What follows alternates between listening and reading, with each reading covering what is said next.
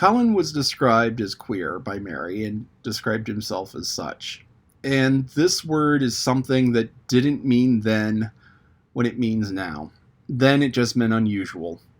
So Colin was unusual because he was overbearing and commanding and didn't think of other people as being people and just sort of like, I am the only thing that matters. And he was described as being a king on a desert island, or being on a desert island and being a king. So he was essentially in his own little island. He didn't have other people. I mean, there were the servants floating around. But as I said in previous discussions, at this point you had the masters and you had the servants. The servants weren't really sort of people. And this is sort of he's starting to see the humanity in them. Now, he went on and talked about scientific discoveries and magic. The thing is that those are two completely opposite things. Science is about logical, rational explanations. Science is about theories and proof. So you have an idea, you test it. If the idea is right, you accept it as a hypothesis, and you may test it again, or you can continue on with other things. Magic is a thing that is unexplained, and it's like something that just happens.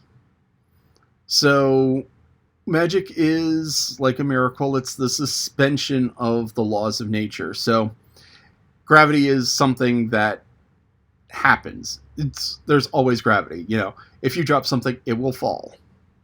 Now, if it doesn't fall, and it's not held up by anything, that would be magic. So magic is a violation of the laws of nature. And so once you start applying the scientific method, and once you start studying it, then you can track back to what causes it.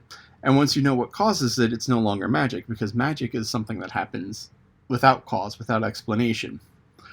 So you have people who do these rituals, magic, and it causes things to happen. But if you study it, and there are a lot of things where people have said, oh, this is a magic thing. And once people study it and break it down, they realize, oh, no, it's actually these other things that are happening. Or, oh, what you said, the magical thing, didn't actually happen. Plus, there's all sorts of coincidences. Like Ben Weatherstaff showing up over the wall just as Colin was asking about a tree. That's a coincidence. And coincidences happen. Coincidences happen a lot more than most people think. So, actually, tying into coincidences happen a lot more than most people think. If you have a random number, just any number, whatever, the chance of the last two digits matching are 1 in 10. Period. And you're like, oh, last two digits matching are very rare. It's like, no. If you have 100 random numbers, 10 of them will end in double digits. 10 of them will end in 0. Roughly. I mean, sometimes it's more, sometimes it's less, because random is random, but you would expect 10% of them to end in 0, and 10% of them to end in 5, which means that 20% of them are going to end at 0 or 5, which sounds like an absurdly high number for these very round-looking numbers. But the thing is that that's what the answer is. And so when actuaries and such go through looking for fudged numbers, one of the big tricks is you look for how many things end in 0 and 5. If you don't see the zeros and you don't see the 5s, it's a sign that somebody has made up numbers, because people don't think that 20% of the numbers end in 0 or 5, but that's kind of the definition. That's kind of how numbers work. 20% of them end in 0 or 5. But when people make up numbers, it's 3 or 4, 7, 9. 9 actually is pushed away from a little bit as well, but and double nines, no. So, you have 1%. 1 out of 100 numbers ends in 00. Guess what? 100 ends in 00. Uh, so anyway, so there's all of these coincidences and such, which people can take for magic. And there's other explanations that people can take for magic. And there's a whole bunch of people who go around, and actually a lot of magicians, professional magicians, go around debunking people who are claiming actual magic. So Penn Jillette, part of Penn and Teller, one of his big things is debunking magic. The great Randy, one of his big things was debunking magic. And he had like $1 million bet. It's like, okay, you can prove magic to me.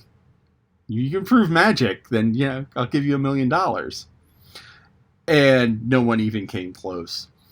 There was, famous spoonbender, Uri Geller. And he was like, oh, I'm psychic. Look, he stares at the spoon and the spoon flops over. Thing is he was pushing it with his thumb and bending it. And great Randy called him out on it. Uri Geller is actually inspired a Pokemon card. The Kadabra Pokemon card, first generation. Your dad had one. He's little. Anyway, the Kadabra card is holding spoons because Uri Geller, his thing was bending spoons. So magic and science are the complete opposite. Now, on the topic of going on to what Colin was doing, saying the magic is in me, blah, blah, blah, there's something called affirmations, which a lot of people believe in. And this is one of those things where so far most of the science on this is like, oh, this is just a placebo effect. And this is a case of observation bias. So observation bias is you find what you're looking for. If you are looking for 4-leaf clovers, you will find 4-leaf clovers. Because you expect to find the 4-leaf clovers. Or if you look for red cars, you will see all sorts of red cars. Normally you're just walking around, you see blue car, black car, white car, black car, gray car, black car, because all the cars are black nowadays. But if you think, oh my, there have been so many red cars recently, all of a sudden you will only see the red cars. And there was this study done. I love this study. It's the wildest thing. You can find videos of it. And people were watching a video of basketball players. And they're like, the people are watching the video and they're instructed to count how many times the players in black pass to each other. So you have this basketball game going on, and the players are going back and forth, passing the ball, catching it, passing it back, dribbling, passing the ball. And the people are asked, hey, okay, how many times did the black team pass the ball? And the number comes out, 25, 30, I don't remember what the number was, but it comes up some number. And the people get it right. You're close. And then they say, what about the gorilla? And everybody who watched the video was like, what gorilla? And there was a gorilla that walked through the middle of the game. And no one saw it because they were too busy counting passes. So they were expecting to see the passes, and they didn't see the gorilla. And so they did another study on this, where people watched with the gorilla, and then there's like, well, what about this other thing? And they're like, no, that didn't happen. And then they watched the video again, and there was this other random thing. So if you start looking for these weird little coincidences and such, you will find them. And you will be convinced that they're caused by whatever. Now, I talked many chapters ago about hypnosis. And that's exactly what Colin was doing to everyone else. When he was doing his chant, he was repeating the same thing over and over and over again. And they would believe it. They would believe it. They would believe it. Because it was repeated over and over again. And it was just kind of drilled into their minds that the magic is in Colin. Colin will walk. Colin will walk. Colin will walk. And because that's so beat into their minds, that's what they're looking for. So even if Colin staggered forward, it would be like, oh yeah, he walked. Oh yeah, he walked. And then in the telling of it, because they expected him to walk and they saw him walk by staggering forward, all of a sudden it's Colin ran, or Colin just walked all the way around the garden by himself, no help whatsoever. It's not step, step, step, lean on Dickon, step, lean on Dickon, step, lean on Dickon, step, step, lean on Dickon. Catch his breath, step, lean on Dickon, step, step, lean on Dickon, let go of the hand, step, stop, catch breath. No, Colin walked around the garden because Colin was expected to walk around the garden. So that's observation bias. That is hypnosis. That is kind of all sorts of fakery that often gets passed off as magic. So I said faker, Fakir in there, which I don't. Fakir are the Indian shamans who do sleight of hand sort of magic tricks. I don't know the entire etymology of that. It's just weird that Faker, as in someone who makes fakes, lines up well with Fakir.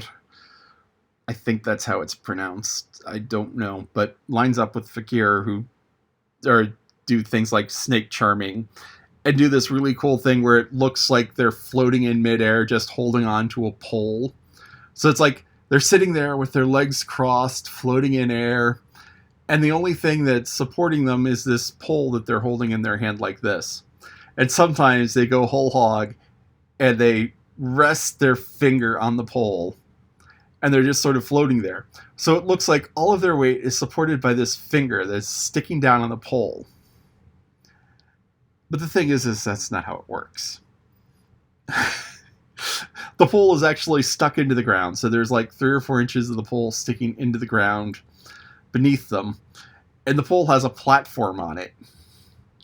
And so they stick the pole into the ground, usually into a well-seated socket. And they sit up on the platform, and they cross their legs, and their robes drip down over the platform. So it looks like they are just sort of floating there next to the pole. And then they put their finger on top of the pole, or they hold on to the pole. And it looks like it's magic, but no, they're just sitting on a chair that's cantilevered off of the pole. And it's one of those things, it looks incredibly persuasive. It looks real. But yeah, totally bogus. And that's a lot of what street magicians and such do, where they give the illusion of something, but if you know that there's a real explanation for it, and you can start to look for it, then you know what you're looking for. Like, for instance, I saw a magician who was doing this trick where there was an envelope with a card, and the card was signed, and so it was all really kind of cool. Because, once you have the signed card, the person can hold it up. It's like, this is your card, this is your signature. The thing is that the magician would do various different things. And so it started out with this card at the beginning of the act. And then half an hour later, he would bring it from someplace out of the audience that had never been before. And then all of a sudden, here's the card, and everyone's like, wow, that's magic. How did the card get from there to there? The thing is that throughout the course of the act, he would move the card from place to place with a goal of eventually getting it to the back or getting it to some place where he can do a swap from whatever came from the back. So, you have the thing that comes from the back that, someone brings down. It's like, hey, get that envelope from up in the rafters. So the person goes up and gets the envelope from the rafters and brings it down and does the swap in front of them. And that sleight of hand is kind of difficult. It takes a whole lot of practice. But, once you swap it, And the thing is that the card that was signed has been moved from place to place to place to place, so that it gets moved. And the reason why you move it is because it can't be in the initial position, because everyone goes, oh, the card was sitting up there all the time. And then, no, because it gets put on a table and the table gets put away and it's moved around and slightly. And it's always, if the magician is doing something fancy with this hand, look at the other one. Always. The moment you see a distraction somewhere, look at his other hand. Doesn't matter. Something look at the other hand. If this hand is look at this hand. Or, if the assistant is doing something, look at the magician. If the magician is doing something, look at the assistant. Because quite often the assistant is just as talented as the magician. It's just the magician is a better speaker. Penn Jillette, as I mentioned, Penn and Teller. Penn Jillette, excellent at sleight of hand. Teller, just as good, probably even better. But Penn is the one who talks. And so Penn is the one who talks because Teller is a good speaker, but Penn is just this master of oration. So, Penn is the one talking. Teller is the one in the background doing the magic, making things move. Oh, Penn can move things himself, but it's the two of them working together. And, even if you see the fancy magician and the assistant who just looks like a random person, it's like the assistant is usually as good as the magician, or is mighty close to it. So that's magic.